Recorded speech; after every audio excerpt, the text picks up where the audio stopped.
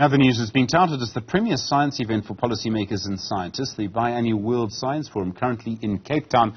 For the first time, the event being hosted on African soil, making discussions around science for humanity and sustainable development a lot more pressing. Our reporter Natalie Malgas is at the symposium. She joins us now. Natalie, good evening to you. It's a big event for our continent. It's a big event for us.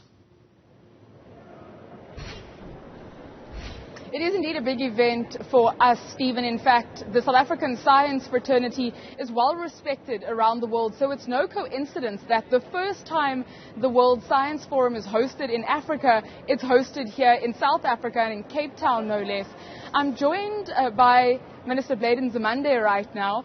Minister, my first question to you, we've seen our scientific prowess during the COVID pandemic. We're slap bang in the middle of an energy crisis. How can our scientists help? What are some of the strategies at play to mitigate the impact of the electricity crisis? Natalie, thank you very much. Thanks for inviting me. And let me also greet your viewers and listeners. Well, let me start by saying that the fact that this World Science Forum is being held in South Africa, which is the first for the African continent, is a huge vote of confidence in us and the contribution that we've played. As you also are saying, in COVID-19, we're the first to identify new variants that also help to inform the rest of the world. And one of the things we are showcasing through this World Science Forum is capacity of South Africa to produce green hydrogen. We had a 3-day parallel session that we were actually holding here to say South Africa is ready to actually produce green hydrogen. We've got lots of advantages insofar as that is concerned. Now, green hydrogen is the new source of energy, which will actually enable us then to do what we call the just energy transition. Transitioning from fossil fuels like coal, oil, into renewables that are much more healthier and also will protect our climate better. So science is of fundamental importance. To explain it simply, hopefully it is, hydrogen is generated by taking water and to separate hydrogen from oxygen, because water is a combination of oxygen and hydrogen. So you take hydrogen, then you are actually able, through what we call electrolyzers, turn it into green hydrogen, into either fuel cells or into gas, in order to be able to power just about anything. That's one of the future sources of renewable energies there. And science has been very crucial in that regard.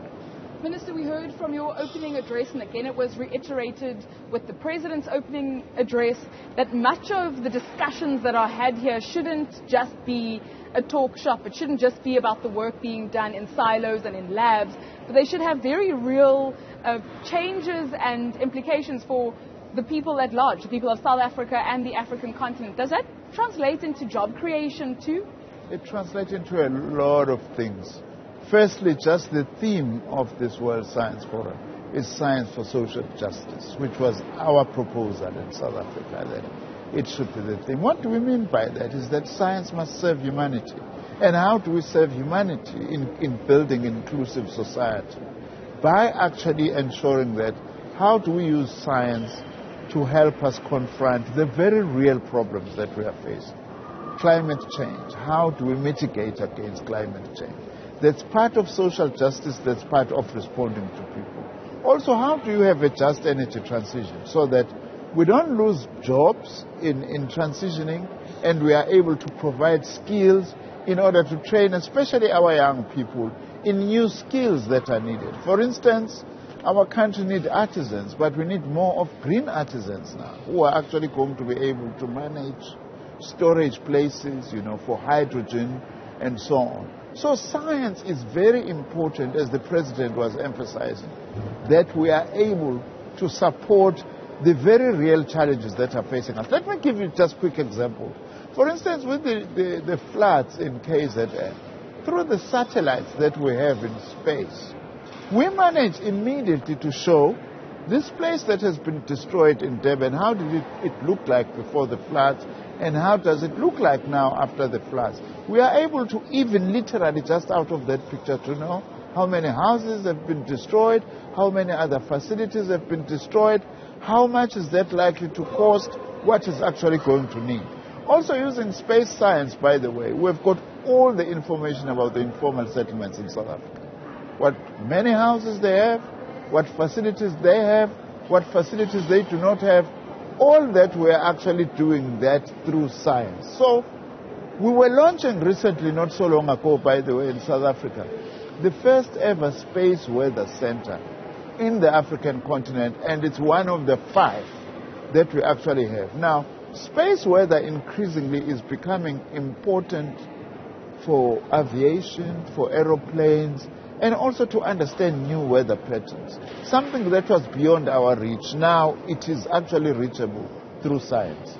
Thank you so much for your time, Minister. Stephen, a lot of what the Minister was talking about is actually reflected in the cubicle behind us. There have been at least 118 different delegates and stalls and subjects being discussed here at the World Science Forum. In fact, in this little space corridor that we find ourselves, we also have a lot about SKA, the golden child of the Science and Technology Department, breaking ground in Carnarvon in the Northern Cape earlier this week.